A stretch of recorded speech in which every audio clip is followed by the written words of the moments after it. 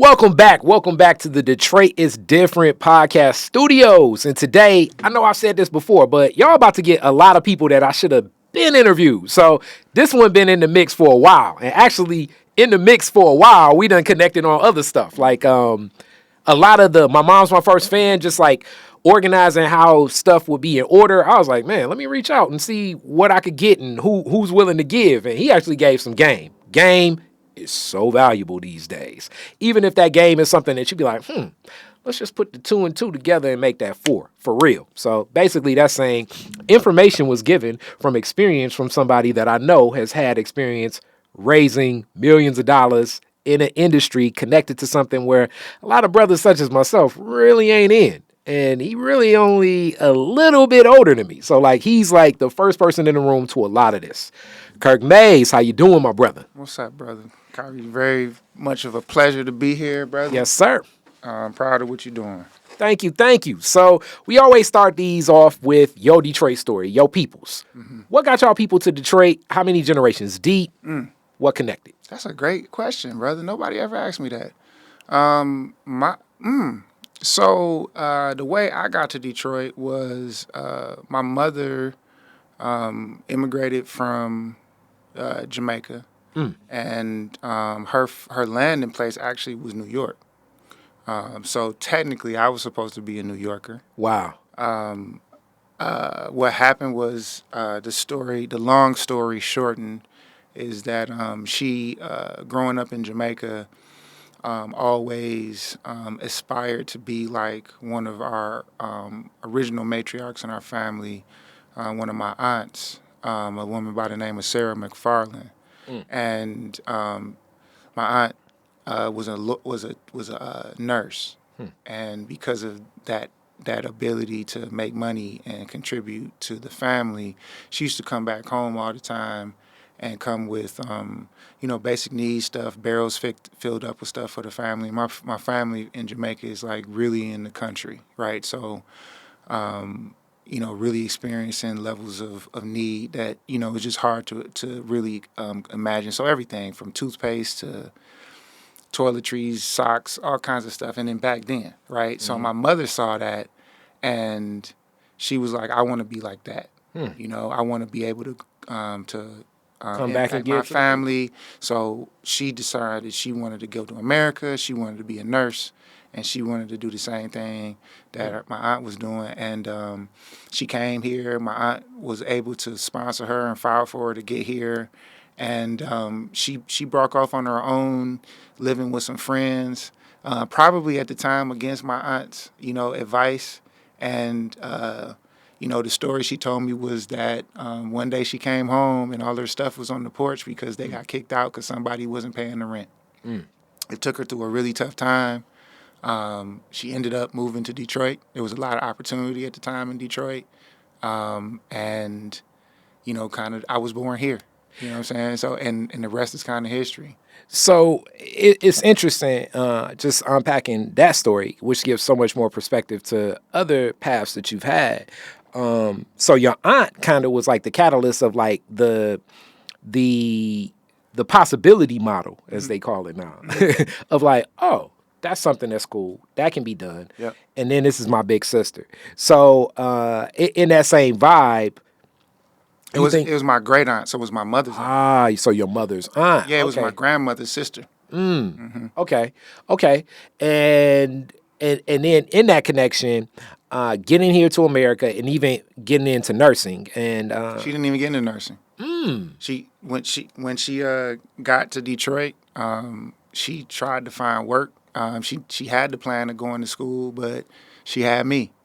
So she had to make some sacrifices, and she ended up taking up like housekeeping work and that kind of stuff, just to be able to pay the bills and get by, and used all of the skills that she had as a Jamaican, and the hospitality and the ability to cook and know how to take care of kids and houses, and really grew and sent me to school, and applied applied her dreams and ambitions of getting a great education into like making me get an education.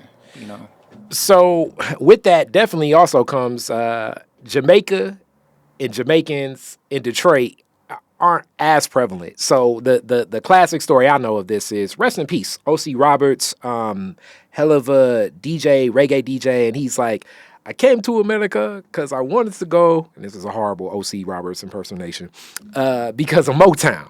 And music was one of the things. And that was the one thing. He was like, I knew Motown, black people, music, it connected.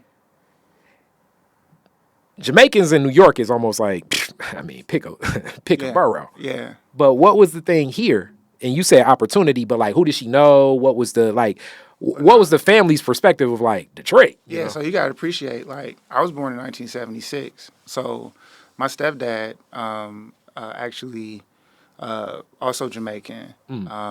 He tells me of his story where, his actually first job at 17 was for Ford in Jamaica. Wow. And then he was able to come to the U.S. and the first thing he did was actually he went to the Vietnam War. And then when he got out of the Vietnam War, he said, like, yeah, maybe I got home on a Friday, and I was working at Root Steel on Monday. Wow. And he's been there for 50-some years, 56 years, right? So the opportunity in Detroit at the time was the high-paying, low-skill job that was literally easy to get as getting the newspaper, right? So you can hear stories, of some of our ancestors and our elders and people in our parents and grandparents' age that would tell you about what it was like to come to Detroit and be able to get a job almost immediately. It wasn't nothing to come here, find a job, then find a place and stuff to go. So opportunity of just mobility, sustainability, was just ripe and all around the place in Detroit at the time due to all those. And I also want to frame this like a historical moment because when we look at history impacting today so much, that snapshot of 70s New York and 70s Detroit, even with black leadership. Yeah. Because of the white leadership that left and everything, there were still certain things in place where you could, as a black person, get more opportunity here than even in New York. Whereas now you'd say that to a person and they think, what are you talking about? Yeah, there was definitely a time and a shift. They even, look at the train station, right? Like the train station was a project that essentially stopped because the big plan and vision for Detroit at that time didn't come to pass, right? So shout out to everybody, Ford Motor Company and everybody who's been able to actually make that train station and that history of the train station actually be fulfilled and turn into something that probably no one has ever dreamed of. But that very much so was connected to that story of a time when Detroit was, at a fulcrum point. There was a decision to go to Chicago instead of Detroit. Yeah. You know what I'm saying? And at one point, this was the richest city, arguably, in the world. Yeah. And to that same thing, and even during the times of the throes of so much poverty, I don't know how much people recognize, and it's completely different there now too, but Oakland County was like the richest county for most of my lifetime, a lot of your lifetime, to look at this relationship between poverty and opulence. Yeah. Like it's a interrelated relationship, especially with coming from, as you say, like you're not even necessarily in Jamaica, and where I'm sure we may get into when we look at migration and the patterns and even the perspective that a lot of people have, like, oh, they taking this and they taking that, but a lot of the people that are coming to America are here because of some of the exploits that America has done to many of these nations. So it's a grandiose picture. Yeah. That we sometimes aren't making the connection because for this opulence, it comes at the cost of absolutely somebody else being going through some tough times. Absolutely, that's happening today. Definitely. Look at Congo. In the Democratic Republic of Congo right now, if you just do a Google search, there will be stories that are reporting anywhere from 5 million to some people saying up to 7 million people are displaced. Yeah. Just to actually free up the space so they can get at the actual materials to mine for our cell phones and the batteries for our EV Yeah. Cars in the future. You know, I Yeah. mean, it might be bit tongue in cheek, but that's not going to be much different than what you see in the headlines. And essentially, it's the same. It's the same concept that you're speaking of right now. You know, like everything that we have today that we attribute to our quality of life. There is very much a possibility that somebody else had to actually make a sacrifice unwillingly Yeah. to provide us that advantage. Yeah. You know what I'm saying? So we all got to be aware and conscious of, how we step. The interconnected relationships Yeah. and the humanity that already was poured in from your great aunt Yeah. into your mother and definitely into your work with, and we're going to definitely get into some of the Forgotten Harvest story, but let's go into neighborhoods in Detroit. Yeah. What neighborhood do you remember coming up in? I don't even know what neighborhood it's called, but I remember the first community I remember being a part of was on St. Mary's between like off of Joy Road and the 96 Service Drive, Wow. right? So that would be like, where man, I'm forgetting the name of the community center, but they just put a bunch of solar panel field over there over by 96. So when you come down the freeway, Yeah. I've been there many times, but that neighborhood was my original neighborhood. It's in like the Greenfield, Joy Road area. Yeah. Greenfield and 96, right Yeah, there. I understand. It's like, and that's a unique for people to know. Like, so you think of like when I think of cultural stuff, like Mammoth. Yeah, You exactly. think of I forget that. It's like that bar next to the grocery store that always changes names, but people always party over there, Yeah. and a lot of Yeah. it's a lot of other things that are intersected in that community. Yeah, so that's the first neighborhood I remember. That was the neighborhood that I lived in when I remember my mom like leaving my the original man in my life, the dad that the first father figure I had. He wasn't my dad, but he's the first father figure I had. And then we went from there to Lindsay between 6 and 7 Mile, really between Outer Drive and 7 Mile. Okay. And I lived there for through most of middle school, and then after that we moved to over there on LaShore, between 6 Mile and Puritan, but really one block off of 6 Mile. So I lived on the block where the Dairy Delight is, right across from Teresa's. Okay. Right across from the Wow. DMC. I was right there on that block. Wow. So Okay. shout out to everybody in the block. I still love y'all. Of course. We still go over there sometimes. So, still got some stuff over there. And so that was from there, and then we moved to Southfield, and then I went to Brother Rice, and then Michigan State. But a West Sider through and through. The West Side my whole life, and now in my adult life, when I came home from school, I stayed in an apartment in Southfield for a few years after I got home from Michigan State. And then after that, my first apartment that I can remember was Lafayette Towers. Wow. And I've been on the east side ever since, so I call myself an every sider. Every Sider. Okay. So in this same scope, at that time, growing up, 80s, and I've heard different stories in that community from different communities. So you kind of went from, if people bounce around, I kind of name it by high school. So you were kind of in... Cody. You went from Cody. Yeah, to Mumford. Exactly. Yeah. And then a little bit of like the up in the air of you can kind of pick and choose like the For Henry Ford or not, when I was in the yes, in the 6 Mile Outer Drive area. Yeah, that could have been Ford. That could have been Redford. Yeah, That that's been what Redford. I think. Yeah. It would have been more so Redford. But the whole time, my mother was sending me to like private school. So for 1st through 8th grade, I went to a school called St. Timothy, which was down the street from Henry Ford. So Yeah. if you know that block that Henry Ford is on, when you come from 8 Mile, or you come from 7 Mile, really, when you come from 7 Mile, there's this church, but it was really a school behind it. It's a Lutheran church, but it's really a school behind the church. That was Okay. my school that I went to. Then it was St. Gerard. Then it was Henry Ford. Right, so I went to that first building. It was only three major buildings, and everything else was houses.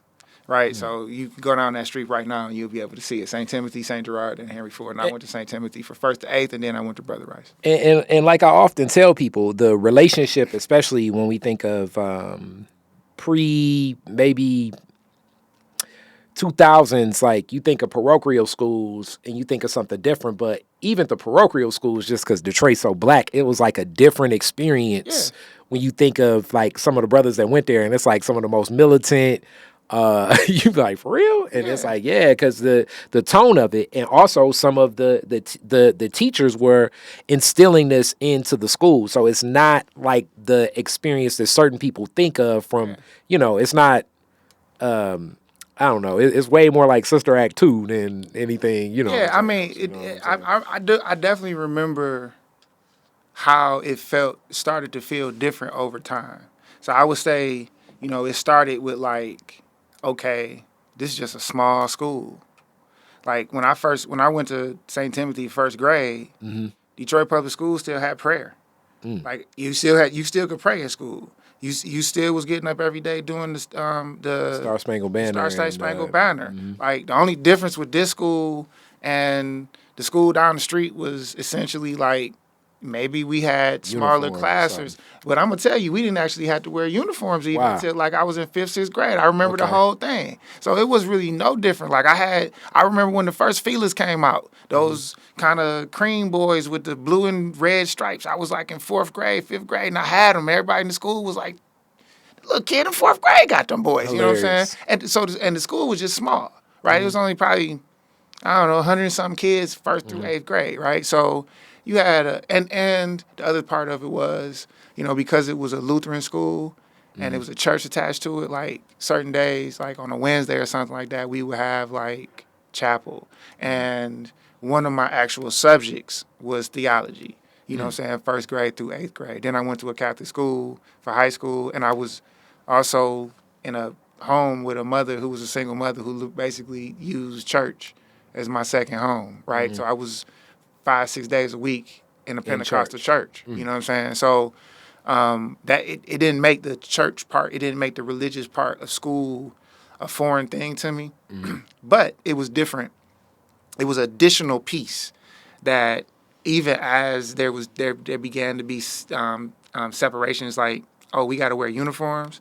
Oh, they can't even pray no more in school. That's crazy. They don't say the prayers no more. Like as certain things started to change, you know, the main thing that was really different was like, okay, well, we actually learning about Martin Luther. Like we learning about the guy who. Martin Luther King is named after. No, we talking about Martin Luther, the guy who liberated the church and the German. Protestant. Yeah. Exactly. Martin Luther. Yeah. That Martin Luther King is named after. I don't know if a lot of people recognize I didn't know that. I didn't even know that either. Yeah. So like in the idea of like ideas of freedom and testament, because I had German in King, Yeah. and that's where Frau Ellis, shout out Frau Ellis, Yeah. was breaking down the stories because this is Germanic. So when we understand the whole idea of like freedoms and stories of peace, like Protestants and allowing all people to fall under one faith, and Lord knows, I mean, learn some theology or Google this yourself. Yeah. But it's a lot in the testament of the arc of this story and the journey that was given for that. Yeah, I mean, essentially what was going on, and all of us should take note to this. Essentially what was going on for centuries, like since the beginning of formal Christianity, there was a system that basically was in place that said that the only way that you can really, the only way that you could at that time get access to the information that was in the Bible was when one of the actual church leaders actually explained it to you. It was always secondhand information because the Bible wasn't translated; it was in Latin. Okay, so what Martin Luther did was he translated the first Bible from Latin to German, and when he did that, it allowed for regular people to actually read the Bible themselves and interpret it on their own, and that created a revolution in the church. And the Bible then began to get translated into every language. And it got to a place where people started interpreting this stuff from their own understanding. And from there, that's where you start getting the Protestants. You got to start getting the other denominations of religion because people say, this is a different, I see this differently than the way you're interpreting this. True. So that's really what, Martin Luther's real contribution to the evolution of Christianity was as far as his namesake goes. You know what I'm saying? And it was a heck of a battle in reference to that, as you can imagine, because even to this day, information plays such a key role, and we have so much access to information. So as we go into information, as you all can already tell, Kirk is like we'll talk sometimes for a long time. Like you not, as I say, I got an opinion almost on everything. Kirk does too. So we'll go back and forth, and I love it because it's sharpening critical thinking skills and creative thinking skills, which I don't know if y'all get this yet.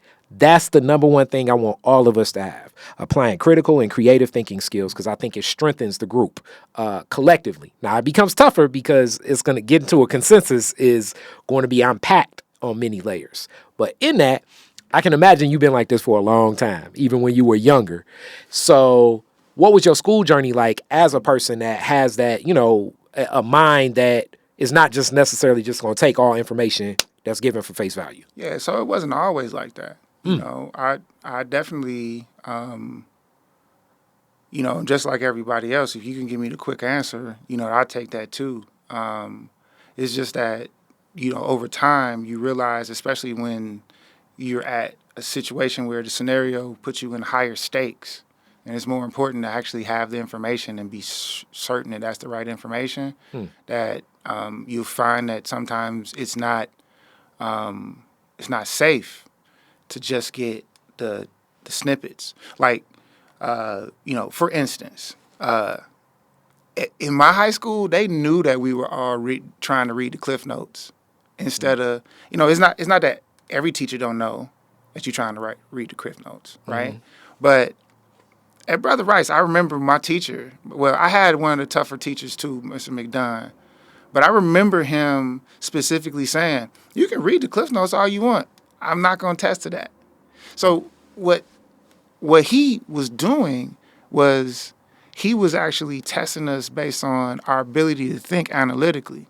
He wasn't just testing us based on the intro, climax and conclusion of the story. He wasn't just asking us names of characters and everything. Like, he would actually give us a test that would be literally like one line, and it'd be a line out of the book, and it'd be like, explain this, and you got a sheet of paper To contextualize what this to means. explain what that line meant, why it was said, what was the actual scenario, what did that impact of that line, did that actual moment have on the whole thing? And you got to have that much of like your ability to dial in with your own perspective. And look, even if you didn't get it from your perspective and you didn't really understand what it was, the exercise of actually understanding the moment and being able to give your point of view of what you thought that moment was, that'll get you an A.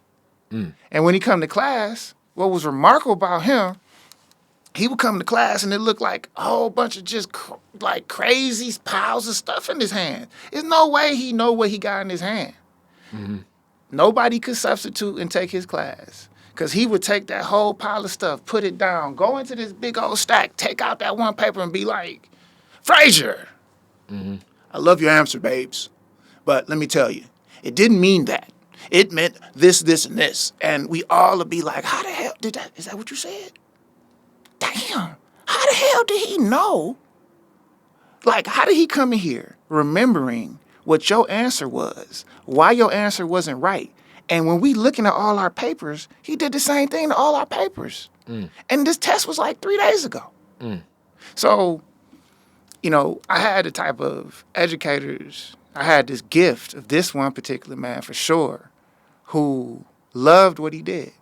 And he didn't allow us to slip by with just Cliff Notes. And the way he taught was in a way that it forced you to pay attention to everything.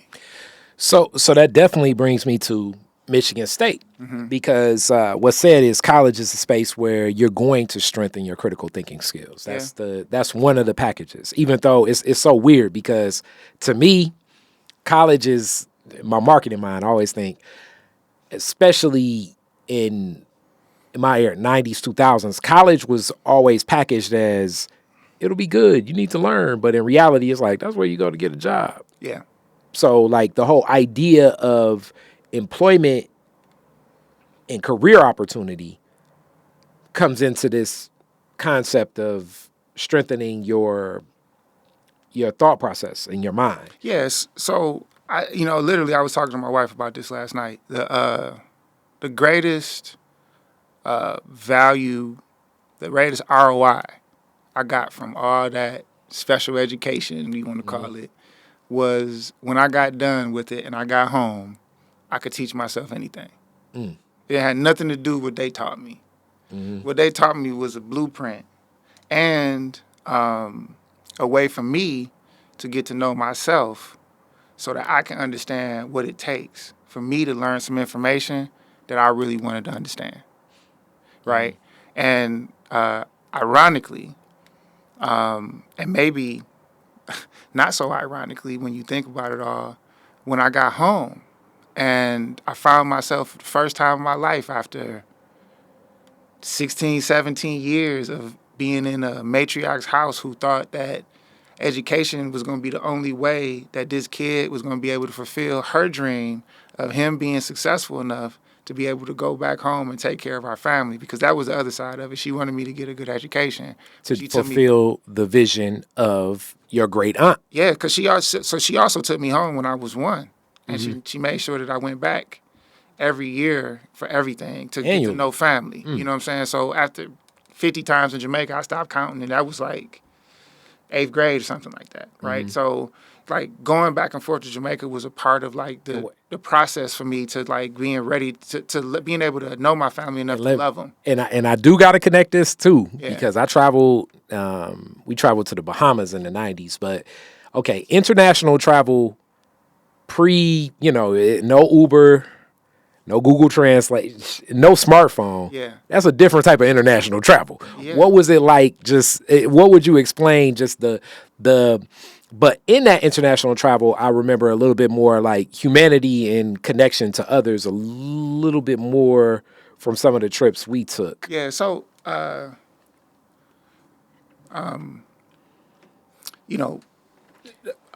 it was just different, man. And also planes were completely different pre 9/11. Let me put it like that. Exactly. You know That's really the point I'm going to. Before 9/11, it was just very different. Like my whole life, I never needed anything but just a basic ID to go to Jamaica. I could go to Jamaica with just a driver's license. You didn't need a passport to go to Jamaica before 9/11. I didn't know that. Yeah, they didn't make you have to have a passport to go to Jamaica until after 9/11. It was one of those places that you didn't have to have a passport. So it became much more difficult. They used to have charter flights to Jamaica. Delta wasn't the main hub here. It was Northwest Airlines, and it was just a different, we used to travel and there wasn't as much restrictions. Like you go on a charter flight back in the day, there wasn't as much restrictions with what you could carry. So y'all were packing the stuff to take back to the people. Dog, I mean, it was embarrassing. Like how many boxes and bags and everything we would have. We would have hundreds of. It wasn't like you paying a check bag and you weighing it. Whatever it was, they would pay it. But literally, I remember trips where like we got carts of bags and I can literally like lay on the bags. Wow. You know what I'm saying? Because we got so much stuff, and eventually we started sending the barrels and all that kind of stuff. So, I remember my first time going to Jamaica. And one of the things that not my first time, I remember in the first times when I used to go when I was a kid, and those best memories. One of the things they used to do was like, everybody taking something for somebody. So like Wrigley's gum. So we would use, buy those 20 packs of Wrigley's gum, the long pack, and then like Bubblicious, I'd get the bulk pack of Bubblicious, and I would take that, and that would be what I would take for friends and other kids and that kind of stuff, and they would go sell them because you couldn't get Wrigley's. Yeah, you couldn't get bubble gum there. You know what I'm saying? So it was not only a treat for them, it was also something that they could go sell. I remember at that time processing the money difference. And my first times going, and actually when I learned the money, it was 5 to 1. It was 5 Jamaican dollars to 1 American dollars. Now, I just went in April, and now it's like 157.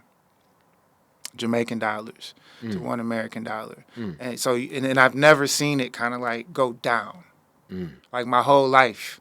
You've only seen that wealth gap Yeah. expand, even as the American dollar, for people that follow markets, is certainly dipping. Because if you go to Canada and think, oh, I'm going to get $2 for $1, Yeah. you may go to Canada and actually owe 50 cents on your Yeah. dollar. I mean, when it crossed 100 for one, that was a thing.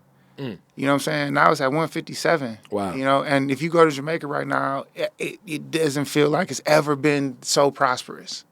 So you know, you really wonder what's going on. I mean, it's not hard to figure out what's going on, but I ain't trying to go there. Yeah, we not But- going on there this episode. Yeah, there's a lot of things that have changed. You know, the roads are different and better now. You know, there's a lot more modern amenities there now.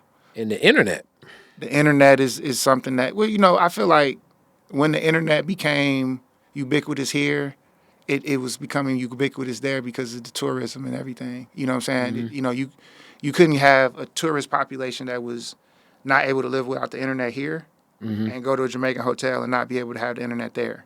So even when, you know, everybody didn't have Wi-Fi, the cell phone companies were there, Digicel was there, and they were offering like, you know, 3G at least. So Jamaica's still like a Western subsidiary. You know what I'm saying? It's very Western in the end of the day.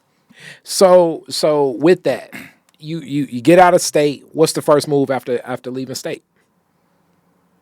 The first thing I did when I left state was I actually taught at River Rouge. And was it always a vision of saying like, okay, I'm coming back to the D because I mean your skill sets, I'm sure the people you know, the connections, you know, the the nation was at your feet.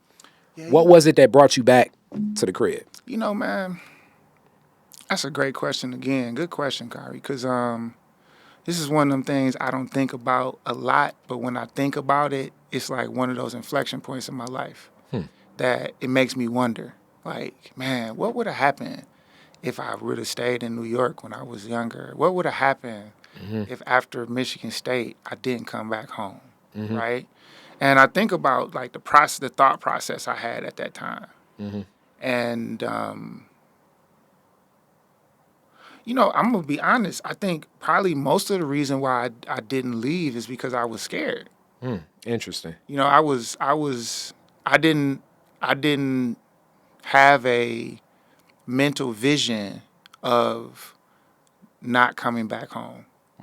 So I did get offered. My first job I was offered was in Chicago Interesting. while I was up at State, and it was for CDW computers to serve as a sales rep at one of the CDWs in Chicago. And what era? I graduated from Michigan State in 99. Okay. So 99, 98, 99. This was 99. Okay. So 99, I was offered a role for like $38,000 a year. You know, first year to work at CDW in Chicago. And I remember my excuse was, as I'm gonna call it excuse, my excuse was $38,000 is not enough to live in Chicago. You know, how am I gonna be able to live in Chicago off of $38,000 a year?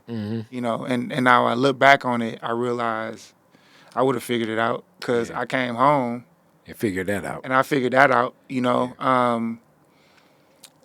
So I don't know why I didn't actually leave, but when I got home, you said teaching in River Rouge. I know that was. It's definitely an experience I would never trade for anything. But let me say this though: when I got home, I also didn't necessarily kind of like imagine that I was gonna stay here forever.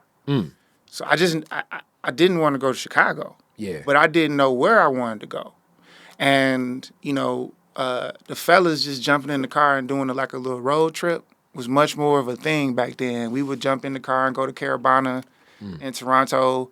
We would jump in the car and go do whatever. And I remember one weekend. It's almost like a cheat code because you Jamaican. Yeah. So one weekend we jumped in the car and we went to Atlanta. And Freak Nigga at that point was over, right? But Atlanta was clearly, Becoming what? this is about to be the black Mecca. Yeah. Right? So I was like, yo, if I moved anywhere, I It'd be want to here. come to Atlanta. You know, so many people that are from Detroit in Atlanta that know you like, I knew it. I knew it. Yeah, so that was the whole kind of theme at the time. Like, you know what? If I move anywhere, I'm trying to go to To Atlanta. the A. And then my son's mother today, at the time told me she was, this is short after I got out of school. Like within the first year or so, first year or two after I got out of school, told me she was, expecting. And I was working at the time for like MCI WorldCom, which was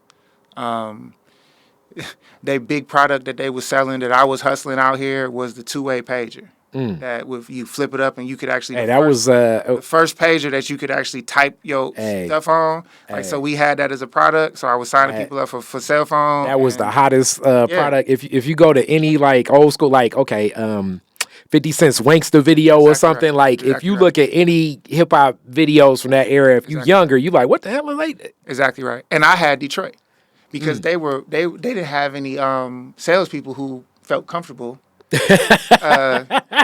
taking over the Detroit market. We know what that means. You know what I'm saying? So I had Detroit. I remember getting at my man who owned the Powerhouse. Yeah. And he was a bodyguard for other cats, so he had other artists and everything. So I was doing well. I'd imagine with two ways. I mean, you was down there like you was the man. Yeah, you know what I'm saying? I had that, but then actually at the time, my buddy Ben Benford, his dad was a superintendent of schools at River Rouge Schools, and he gave me a chance to come in and serve as a sub sometimes just to help out. Yeah. You know what I'm saying? To get exposed to that. I mean, when you had a college degree at that time, you get a teacher certification, a provisional teacher certification, and go help out with the schools. What grade? I started at the high school for my first year, and then It was like, you my age. That's exactly right. That's exactly right. That's exactly right. And I'd be like, yo, sit down. They be like, who is you? You know what I'm saying? They'd be like, I could beat you at basketball. Let's meet on the court. And let me tell you though. Let me just tell you, everybody who know me from Rouge, they'll know that was exactly the thing they came to me with. And we would go in the gym, and I would have my little Gucci Loafer song, and I would dunk. Hilarious. In the and they'd be like, oh, Mayes, guys. And there it is. From that point on, I didn't get no more challenges about Hilarious. nothing. And you get the respect in the hard ways, and it made the job go a lot longer. But I only was in the high school for 1 year. But but being that age, 1 year, and I know 12 months at that age, coming back and everything else, that's an impactful year. That's right. And then I came back, and I started working at Ann Visiger in the elementary school. As a matter of fact, while I was at Ann Visiger, that's when 9/11 happened. So I remember coming to school that day, and everybody was scared, and we let school off early. Also, a funny fact, don't kill me, Coleman, but that time when I was there, the D. Coleman, that's the superintendent of schools in Rouge right now, he was a classroom teacher. Wow. And that's when I first met him. Okay. He was one of those brothers who had the command and respect of everybody in the school. Interesting. From a student's perspective, the other students, everything. So seeing him grow into the superintendent was in no way any kind of surprise. It was like easy to see. You saw that even then. Yeah, he was a leader even then. Yeah. So with this, like almost like acts of service and walking with the people is natural. And then elementary school, as you know, I've never taught it. I've definitely taught some high schoolers, which can be a different feel and flow, but it takes a lot more energy. The younger the student is, the more they're engaged, but yeah. I mean, I've been in across the gamut, like substitute teaching at River Rouge, being at Ann Visiger. I eventually had like my own 6th grade class for 1 year at Academy of Oak Park, Mendota, and I didn't work out at the end of the year. There was a difference of opinion on impacting the kids. You know what I'm saying, from me and the leadership. And hey, I was young, so they could have been right, but I'd still see those kids today, and I love them all. And then from there, I kind of knew at River Rouge, and I talked to the leadership there and everything. And I was like, they were trying to get me to get a teacher certification and become a full-time teacher. And I even went to Wayne State for 1 year to get my teacher certification. I decided I didn't really want to be a teacher for the rest of my life. I decided I wanted to do more in the community. And that's when I decided that I wanted to actually, give my life to actual nonprofit service. And this is also during a time where your family's starting as well. Well, yeah. So, yeah. By the time I'm at Academy Oak Park, Mendota, with the first, in my own 6th grade class, I'm also a kind of single dad with 1-year-old. What's the conversation to the mom of, I think I'm about to jump in this nonprofit ring? Because, and then also, let me say this, and this is why I think I look to, like, I was like, I knew I can get so much game from Kirk now, because also, and not to be on a soapbox or make it anything, it's not a lot of brothers in the space of nonprofit world, period. Right. But let alone younger than 30, it's like, right. I was in my early 20s. Younger than 60, really, to be honest, and not a reverend. Yeah. It's just odd. Yeah. So, man, the story is kind of deep. So, you said what was my parents' reaction? What was your parents? What was your son's mother's reaction? Like, what was your stakeholders, your friends? What was the response of, like, I think I'm about to get into this nonprofit community work? Because even like my homies now, to the point, like, yeah, you be doing that community stuff. But early on, it was like, the hell you doing? Yeah. So, truth of the matter is, even like our previous conversation before the mic turned on, like even when I was hanging out on Belle Isle in high school and hanging out on 7 Mile and in my car doing that kind of stuff, like before the craziness happened, if I saw an older sister just trying to cross the street and she couldn't get across the street, I was one of them ignorant cats who would literally turn my car halfway into the street and then get out the car and actually help her across the street. So everybody kind of knew that, I was that person who actually was just nice. You know what I'm saying? You could come stay at my apartment. I was just actually a nice person all the time. I always cared about community. And my general conversations, even at school, was on some community stuff. Right? So it wasn't like a step outside of my personality to see community work as something I could do. I just didn't know it was something I could actually live a life off of. Yeah. So when I came home, there was a tradition that I witnessed before I went to school from the times when I was my parents were helping me look for financial aid, and we went to this guy by the name of Walter Brown. And Mr. Brown was somebody who helped thousands of people around Metro Detroit. Shout out Mr. Brown. Hey, Mr. Brown's a man. Like, he helped thousands of people over decades to be able to, it became his mission to make sure that our young people had access to the resources necessary to be able to go to college, right? So when my stepdad was trying to get his kids ready to go, he would take me to those sessions he was having with Mr. Brown to help them, figure out their financial aid. And I remember being younger and thinking to myself, yo, I'm coming here when it's time for me to go to college, and going to Brother Rice and everything. Like, it was a given that I was going to school. Yeah. Financial aid was definitely something we needed. And I had been like the kid who had to wait in the lobby while the adults was having a conversation for so many years in Mr. Brown's office. It was like an environment I was used to. And while I was there, I saw so many people who wasn't just coming in waiting for financial aid services. I seen a lot of people come back who had graduated from school and were going in to say thank you to Mr. Brown. And I wanted to be one of them. It's interesting that you say that, because this is another one of those concepts of possibility models of you seeing, like, it's tying in your acts of service, but also seeing a brother do that. It's interesting. And then also when you're younger, as they say, like, kids are very impressionable and they pick up a lot of stuff when you don't even think they're paying attention. Yeah. And you're that kid outside the office, but you're like soaking up the game. That's right. I used to try to soak up from all the elders all the time. You know what I'm saying? So what happened was I came home, I had my degree, and it was almost like one of the things I felt like was the first thing I needed to do that I was looking forward to doing. Wow. Was going to Mr. Brown and saying, Mr. B, thank you. I did it. That's Here go deep. my degree. And deep. he was like, hey, man, I knew you was going to do it. Now sit down. Now you a man child. What's it like out here working for one of these folk? And he was the person who introduced the nonprofit organization to me. Wow. Because I went to him talking about doing like a transportation service, taking kids back and forth to school. I was on some entrepreneurial stuff. And it wasn't that he was against me doing something entrepreneurial. He was just like, you should think about like nonprofit work and community service. And I didn't know what it was. I had no idea what it was. And he said, well, do you think you could actually get some other people to help you? I was like, yeah. What you want me to do? He was like, give me 5 guys on Saturday. It was like a Wednesday. I brought 8 on that Saturday. And he explained to us a number of things. He explained to us some of the systemic problems that we've had in our community and why he's actually went from being one of the participants of the civil rights movement to finding his lane with trying to help with college access.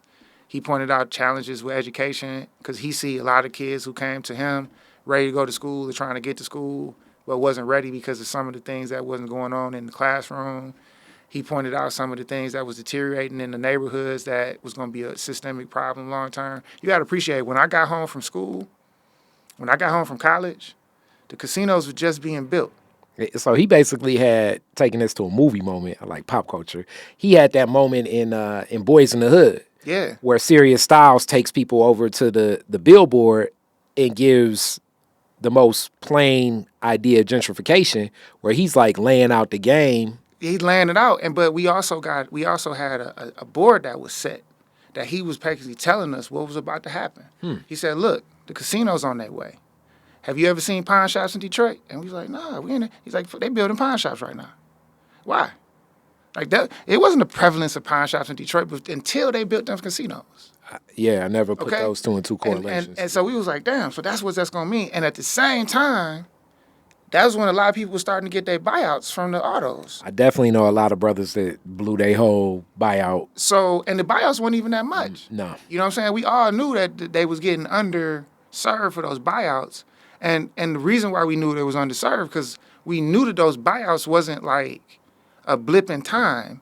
We knew that what was happening was something that was actually the beginning of something and the end of something that was never going to come back.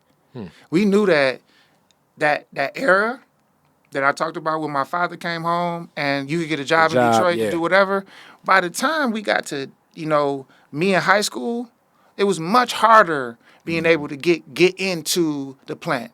Yes. You know what I'm saying? When I was a kid, though, when I was like 5, 6, 7 years old, if you knew somebody in there, they could get you in. If you knew somebody in skilled trades, they could get you in. It was, and then, a la Focus Hope.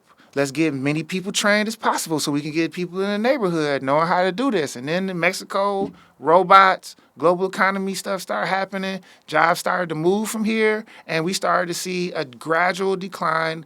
It was harder to get in to the point that it was almost impossible to get in. And then they started doing layoffs, and then they started doing buyouts. And we knew that this was not something that was going to bounce back. Yeah. So he was talking about that. He was talking about how the neighborhoods was going to decline. He was talking about how housing was going to be affected. He was telling us everything that was coming. Wow. And he was talking about how we needed something from young people like us who would actually be able to go out as men, as young men, on a positive point of view and start to rebuild our community. And that's how Village Gardeners came about. That's interesting, and that's deep. So shout out to Mr. Brown on multiple levels. So your brothers that, the homies that came with you that day, did they already know Mr. Brown? No, most of them, every one of them, I introduced them to Mr. Brown. So his game must have been real fluid to just capture that attention. Oh, yeah. Mr. Brown's solid. He's one of them OGs that you can't do nothing but respect the OG-ness of him. You know what I'm saying? He ain't polished. He Alabama. You know what I'm saying? So it's coming off real raw, but he's intellect. You know what I'm saying? Like the reason why I got Khalil Gibran on my shelf right now, and I had Khalil Gibran verses on my wedding literature is because of Mr. Brown. Like when I had tough times, Mr. Brown was the person who I went and sat up under. So, that conversation was the beginning of something. We went back to the apartment and the conversation that I sparked with everybody was like, if we had everything that we ever wanted, like we just got out of school for the most part. If we've driven all the cars we wanted to drive, we've been all the places we want to go, we done had the fun with all the girls, we done made all the money we can make. We literally have a tomorrow where our biggest problem is not how much money we have in the bank, but what are we going to do in order to fulfill our soul? And I remember the first person who I remember answering was my buddy Cecil Flanagan. And he said, man, let's get back to our hood. And I'm like, shout out Cecil. Yeah, I was like, exactly. And that began this conversation around what did that mean, right? So we broke it down to we knew we needed to actually be better educated from an academic level, be better educated from a civic level to understand our actual regular powers as citizens, but better educated from a heritage and actually understanding our history and how we got to where we are. And we just need to be more aware so that we could actually start from a place of information and knowledge and improve ourselves. The second thing we knew was there was things that was happening based off of the way that we have accepted the culture of our society. There was a little girl that was shot by a little boy. They both was like 6, 7 years old. And it was a conflict in Flint, a Flint school. The story got to us, and well, it was written. It was a written story. And whatever happened was the little boy went home after the conflict, went to where he knew his older brother had stashed his weapon in a book bag, took the weapon back the next day and shot the little girl. And it was like, it hit us. We was paying attention to everything. We was thinking about stuff, and it hit us. And the question was like, we don't even need to know this story. We know what happened. You know, we know what happened because we know us. And we know how this actually happened. Yeah. So until we actually change us and change then how we contribute to this, it ain't gonna never change, right? And I tell you, man, that was the beginning of my side of a very long journey. Eventually, all my buddies' life came up on them. They either got married, got their jobs, had to do what they wanted to do what they needed to do. And I had got bitten by something that I couldn't let go of, that couldn't let go of me. And I ended up, you know, jobs here, jobs there. But at this point, I can't think about nothing else but this. And eventually, I'm at Mr. Brown's office every day. Wow. Like, learning from the nonprofit, from the charitable tax law book that he got on his shelf, and I'm literally reading the actual tax law book. And then eventually, after hearing people tell me that he's going to charge me $2,500 and $3,000, I ain't got nothing to fill out a 501c3 paper. I'm like, man, the 1023 form, which is the form you got to fill out to apply for a 501c3. Yeah. I'm like, man, I can't do none of that. Mr. Brown said, you looked at the application yet? I said, no. He's like, shit, look at the application, see if you can answer any questions. I pulled out the application, I printed it out, I looked at it, and I said, Mr. Brown, I got number 1. He said, what'd it say? Name. He said, keep going.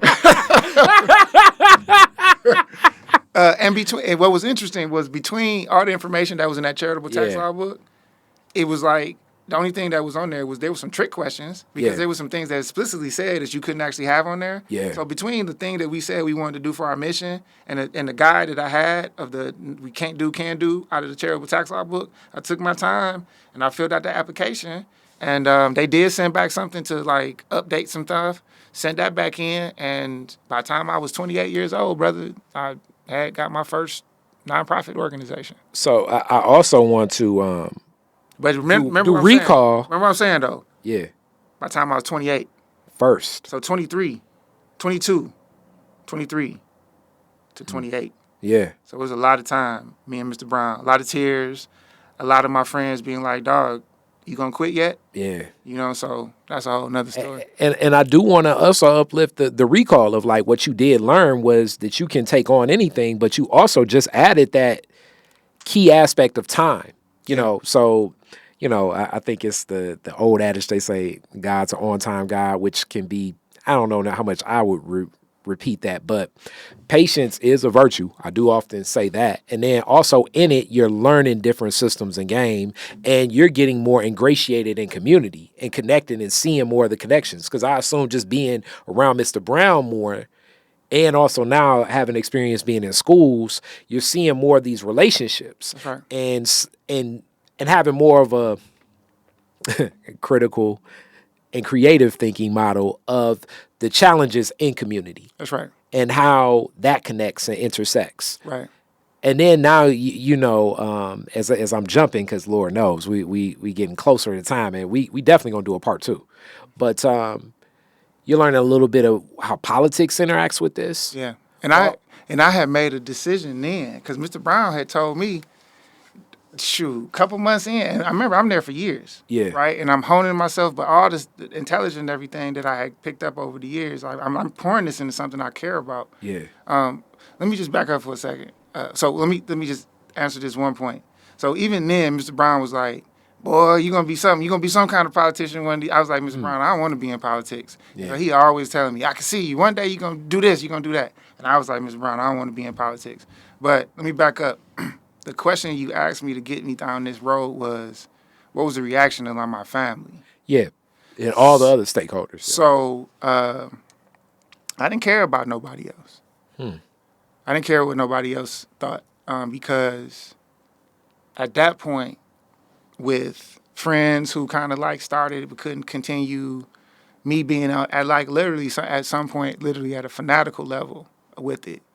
I truly accepted that this was the thing that God had for the purpose in my life. Like I wasn't even going to church no more, really. Like I felt like, I'd have been enough church.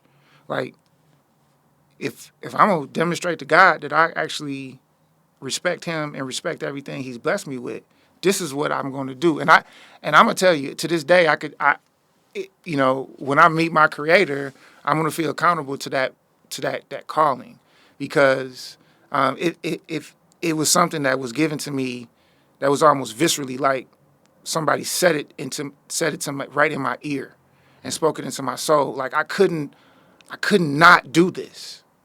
Like I had the last regular job I had before I was like, yo, I'm only doing this, was selling life insurance for Monumental Life. And the week before I gave them my laptop, I had achieved the number one sales goal in the office, like the Friday meeting, you know what I'm saying? And who gets to do the best this week? I had did the best that week. And I went in that Monday and gave them my laptop. I was like, Bill, I can't do this no more, man.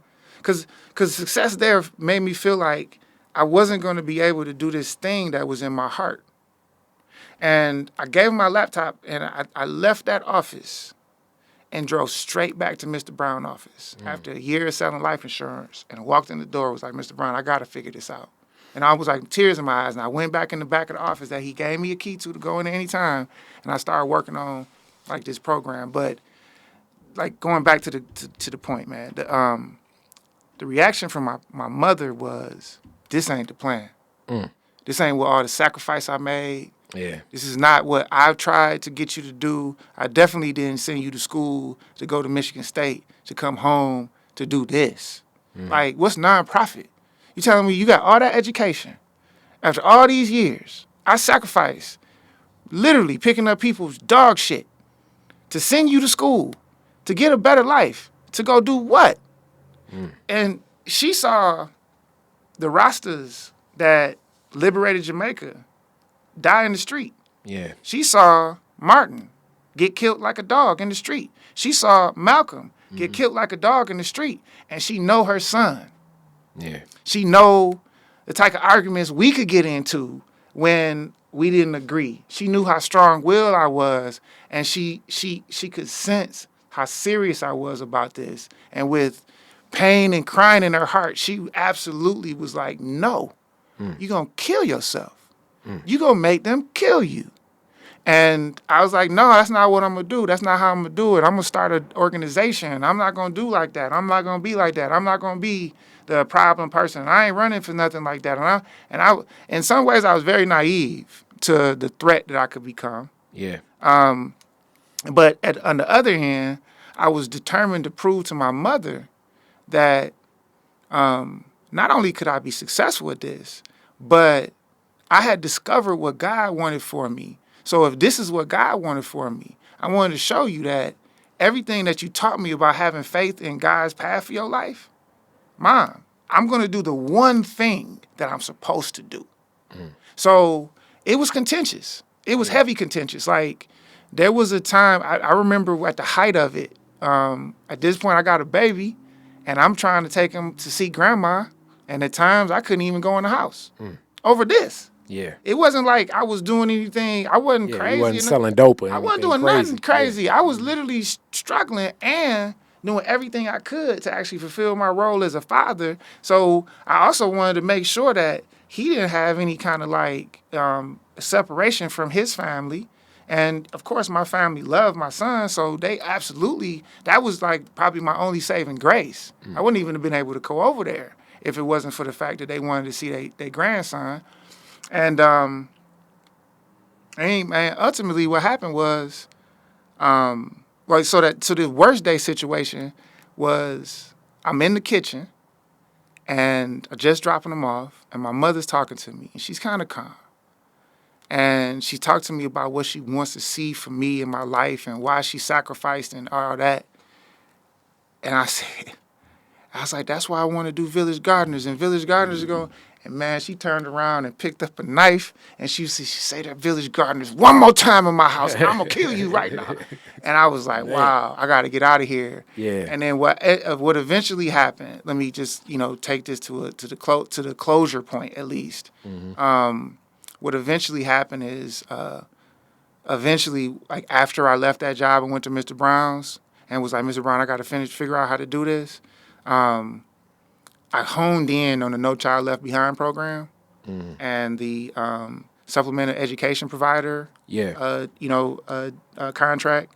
And we had developed a tutoring program at that time to work in the schools for with the students for peer-to-peer tutoring. It was my first program that we had developed after we got the 501c3. And when I discovered the No Child Left Behind program, I just went 100% at trying to be a supplemental education provider. We eventually did get awarded that designation. I went back to my mom. I was like, look, this is a contract with the state. It's for no money. But for every student we enroll in our program, it's like we'll get $1,700. So my mother sat back and she did the math. So she's like, if you do 100 children, how much is that? I said, that's $170,000, Mom. Like, most of the money would have to go, like, this is how much the $1,700 is broken up per student. But most of the money would have to go to actually tutoring the kids and paying for the tutors to actually take care of the kids. I wouldn't make a whole bunch of money off of it, but this is how it would go. She's like, oh, so you can't live off of this? I said, yeah, Mom, I can live off of this. And the next birthday, she gave me this card that was filled up with words. And it was she didn't even ask for forgiveness. She just gave me her blessing. Wow.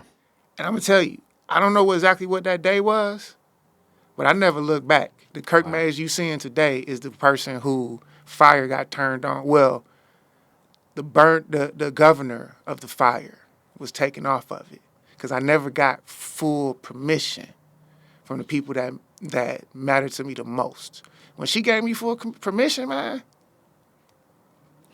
I came straight up at it. And that's deep, and I say that just because, like I say, it's a couple of us brothers that do this work, but and have been doing it for a while because we're still extremely young in the grand scheme of how people see life and everything. Yeah.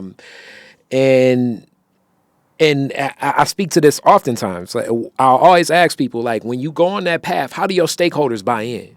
Because oftentimes when it's creative, comedian Patrice O'Neal, I like Patrice, he often says this, and I take this quote, like, it's like you're explaining a dream to a person. Yeah. And it's very tough to explain, like, all right, last night I was in some castles, and then I saw Martin Luther King, and King Tut came up to me, and then I gave $5 to Josephine Baker, and it's like, what are you talking about? Like, that's really what the creative thinking model of bringing something to life.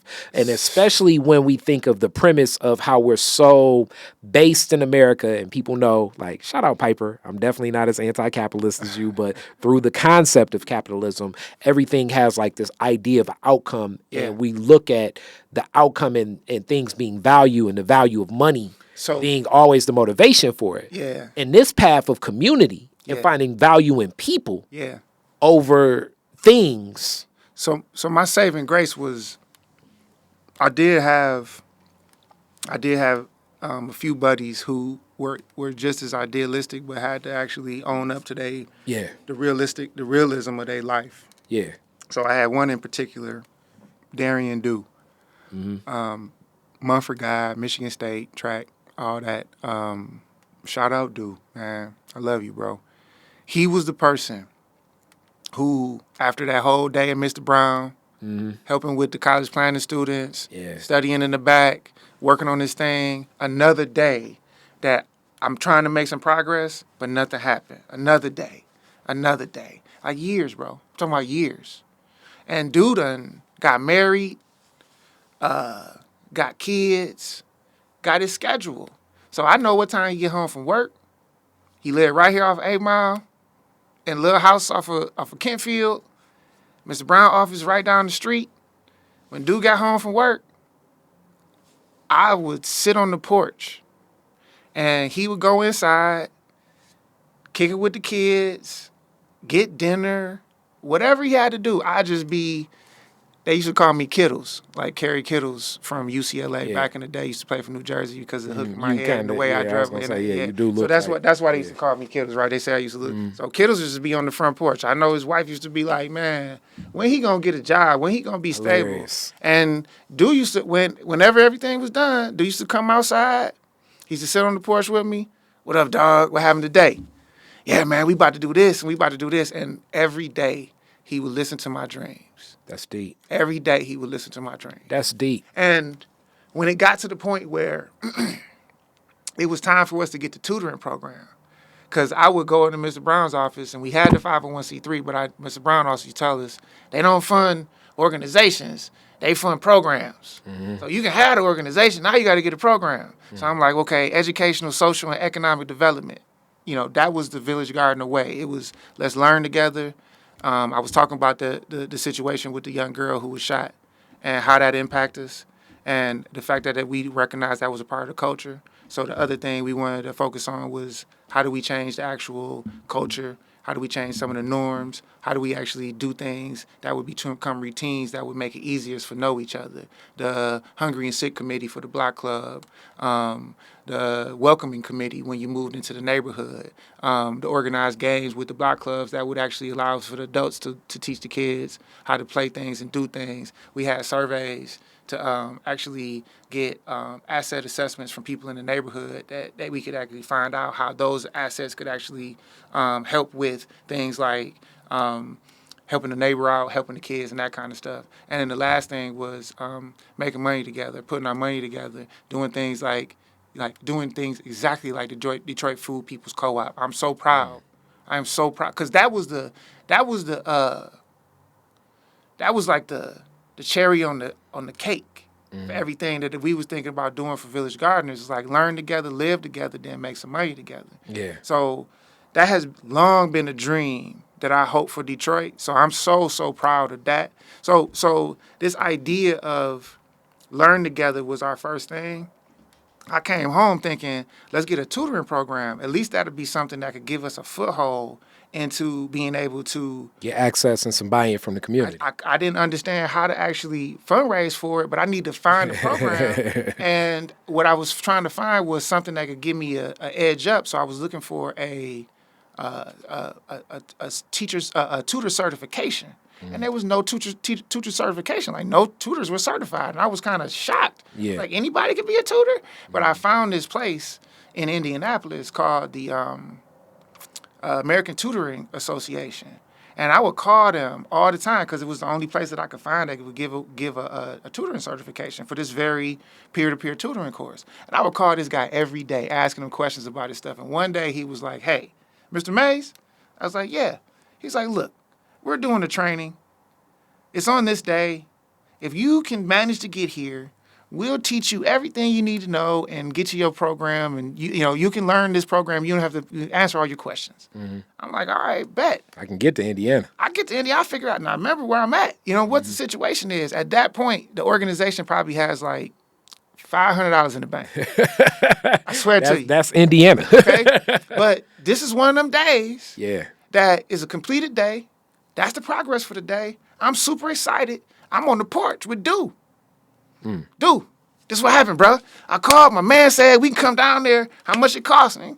I don't even know. But he said we could come and we can answer the questions. We might as well go. Like, I got $400 in the bank. We can figure this out. And Darian was like, okay, how you going to get there? I don't know, dog. So Darian took off from work. And my buddy Ben, who dad was the superintendent of Riverview School, we still friends. He was like, I'll go. That sounds live. I'm going on a trip. Plus, I got so many free rooms for Red Roof. Yeah. You know what I'm saying? Hilarious. So I got the room. Right?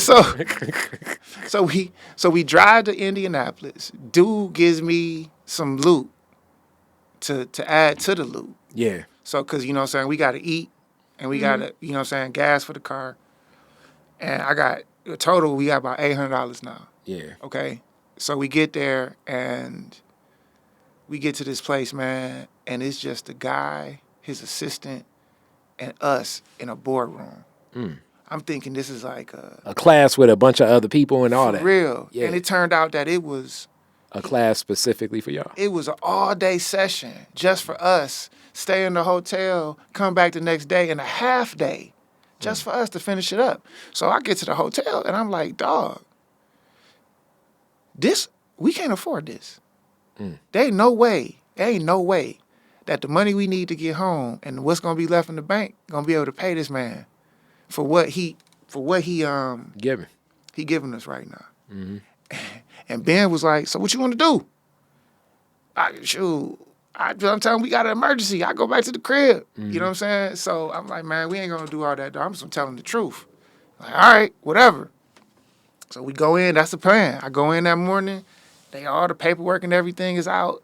Everything is set up on the table, and he starts to get it, and it's like, okay, so now to the next level. I'm like, hold on 1 second. Let me just say, first of all, thank you for everything that you've done for us. Thank you for all the information that you've given to us. But all we have right now is $800, and we need some of that to get back home. I know this costs more than that. So I don't want to go through no more of this today. And I will give you whatever you say you accept today. Whatever we have, I'll give it to you. And you can charge me for the rest, right? Because I cannot afford this. I'm sorry. I don't know why I didn't tell you this. I didn't know what I was expecting, okay? And at the time, Ben like, oh, I just got a call from the crib. We got to go. I'm like, Ben, stop. Hilarious. He literally did that to try to bail us out. And then, I had told him our whole story. Yeah. I told him how we got there, what we was trying to do, why we was doing this to try to change our community. And he was like, oh, no. He was like, I forgot her name. It was like, she was a PhD. Her name was like Susan or Fran or something like that. He was like, go get that letter that we talked about. And she went and got this letter. It was on letterhead, brought it back. We read it. And he gave me my first in-kind donation for $12,000. Wow. And I gave it to them. They looked at it. They was like, damn. We got in the car. After the training was done, we got in the car, and, bro, I just started crying. That's deep. And dude was like, I think you supposed to be doing this, dog. That's deep. I think that was your confirmation, bro. That's deep. You supposed to be doing this. We stopped at Little Caesars on our way home, thinking that we could get a hot and ready, and found out the hard way that they ain't had hot and readies in Indianapolis. That was only a Detroit program, yeah. Right? So shout out to the Illiches for setting up the hot and ready program for struggling folks in Detroit. But hilarious. But yeah, man, that was the story. So at that point, man, I was on a mission.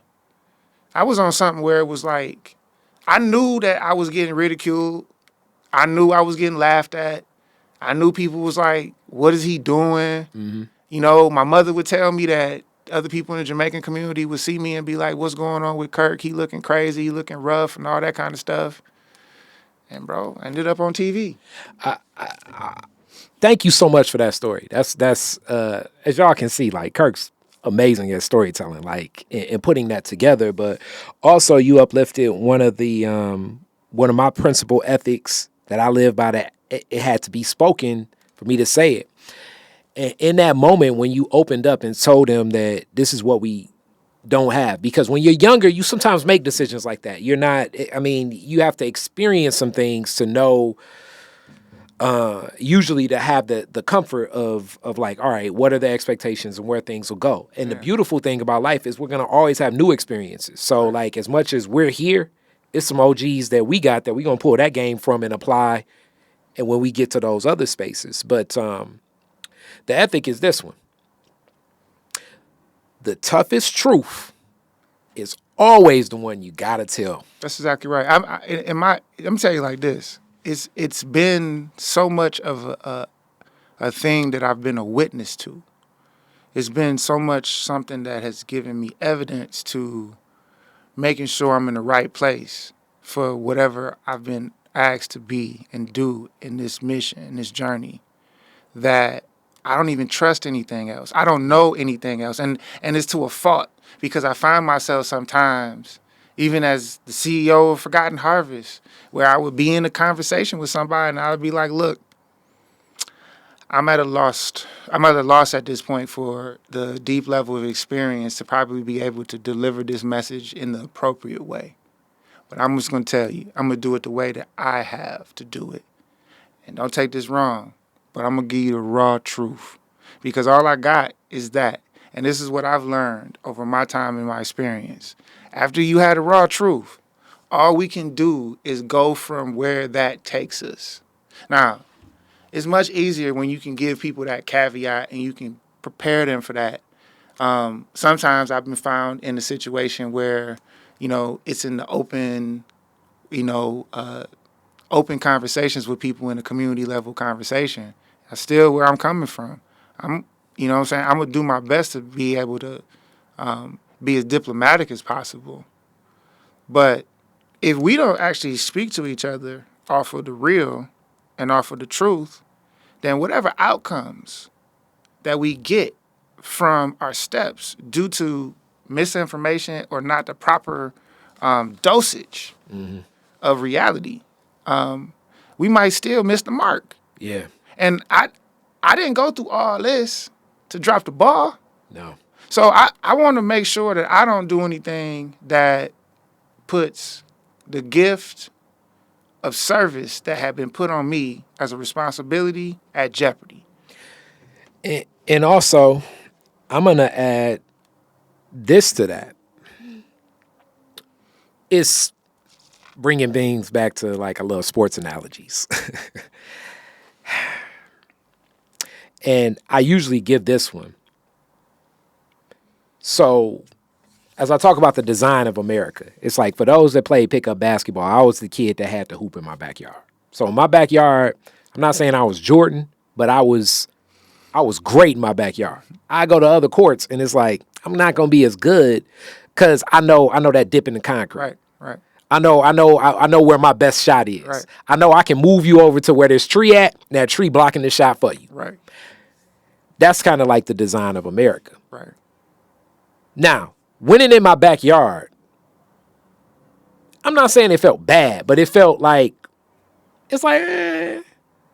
But winning on an open run, you know what I'm saying? When I'm off Davidson and Homer, running with them, getting that win, full court, even playing field, you don't know who coming up. That's right. You know what I'm saying? Right. Like, that's a whole different layer. And that's sometimes I think when we cut that corner, when you cut yourself, when you cheat to get there. Yeah. I'm not saying it just doesn't feel as fulfilling as that victory when you know it's like, look, I stood my ground, I had integrity, I had truth, it was on my terms. And even if you take a loss that way, it's way easier to take the loss than the shame of like, I cheated and I don't even know if I'm really supposed to be here. Like even with the 501c3 thing, like you'd be like, oh man, I got a homeboy that, give him $300. He'll set everything up. You know your document more than most people because you were really knocking your head against the wall, going through it. Some people go to, people that they've known, like even me, shout out to Stephanie Hammonds, but she known me so long. So she was like, I'm going to do this paperwork because we didn't get a 501c3 until were offered some grant dollars. That's like, you need a 501c3 for this. So it's like, okay, now is the time for us to go on and get this 501c3. But I was doing it, but it would be so different than a lot of other people I know that's sitting with them. And I don't get offended if you're this person, but sitting with them, still trying to figure out what they want to do, how they want to do it. It's still conceptual and they feeling their way through and they pay somebody else to do it. And then I look at it and it's like, hey, yours is based on education. Yeah. And you trying to do some non-educational stuff. Right. It's different when you were in there. You were in the guts and it's harder. It's a longer road, but your document back and forth. I do. I actually know this because I put in the time. I definitely put in the 10,000 hours. Yeah. On every aspect of the nonprofit. Your mission statement just ain't no mission statement to be like, oh, I hear this foundation giving money if you do this. No. It's That's like, your mission statement is your mission statement. Like, this is what my community needs. Yeah. And this is why we're doing it. And I understand how all of these pieces work together like an expert mechanic. I understand. I'm one of them people who can listen to the sound of the engine and tell you what's wrong. You know what I'm saying? When it comes to this. Because I have a hands-on and learned experience for every aspect of the nonprofit machine, the purpose of it, how the mission works, how it translates in different formats, how giving and stewardship actually translates into impact, like the whole thing. And from a point of like a perspective of like, this is my purpose and this is like what God needs me to do, so I cannot mess this up. You know what I'm saying? So, stepping away from it and, going into entrepreneurship and looking at this as something that's like a bygone past part of my life. It's been a tough adjustment for me. You know what I'm saying? Because, I spent my whole life getting good at this. And you know what I'm saying? Now, I'm in this place where I'm working on trying to change myself into something else, and it's I would say you just Kobe going to Hakeem, getting you just learning some post up game. Yeah. But you still, I'm sure the athleticism gonna still play out, whatever it is. Well, it's all people, right? It's all people, but there's different triggers and different levers in the for-profit world. There's different motivations. And you have to inherently not trust, whereas, or you don't know what you can trust on the surface, especially before there's like real money to like cut and everybody's got their leverage position to ensure that they're at the table. Before that, it's okay to sit in a nonprofit room and talk about this thing that you innovated on that made a difference in your neighborhood, and somebody's like, oh, I'm stealing that.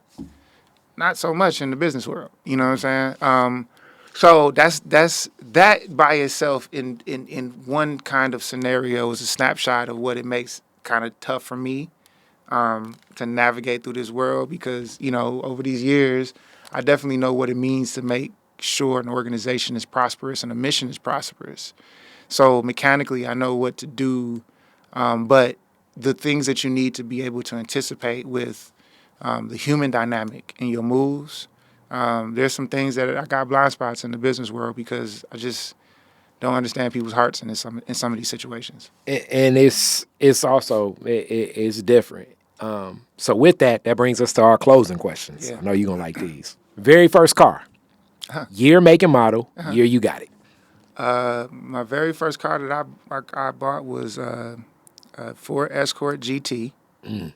It was a 93 Ford Escort GT, 92 or 93.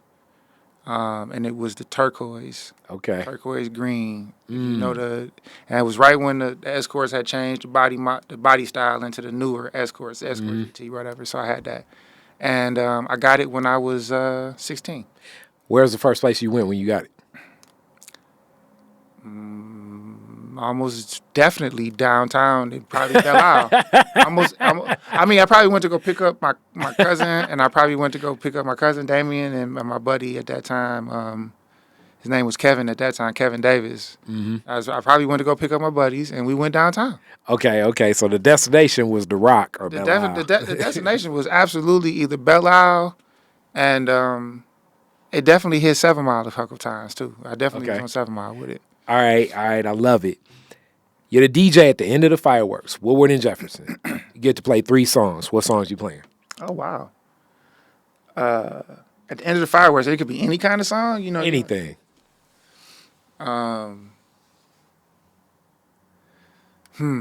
That's a good question. There's a song by this guy by the name of I think it's Barrington Levy, and it's called "I Was Born a Winner." Okay. Getting them with the rosters. Like it. If you talking about most sentimental songs, Bob Marley, 3 Little Birds. Love that one. I used to bounce my son up and down on a pillow when he was younger, and the future was so much more uncertain to me. And I used to walk around my apartment with him on the pillow singing that song to him. That's one of the most optimistic songs ever. Yeah. Love it. And then, always go-to for me was always Michael Jackson, Man in the Mirror. Okay. And then another sentimental touching song. Yeah. Okay. You know what I'm saying? So, I'm not really a big, I don't follow music today as much as I did back in the day. It's just different.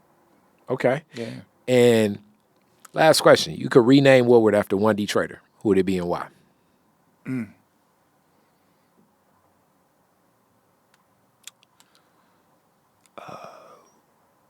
Wow.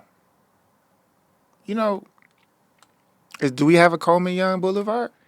We got it's a couple streets, but that's definitely the name uplifted the most. Okay. Yeah, I think until we reconcile with his greatness and how great he was for us at the time, not only as the first African American mayor, but the things that he was standing on, almost sacrificing his own character and his own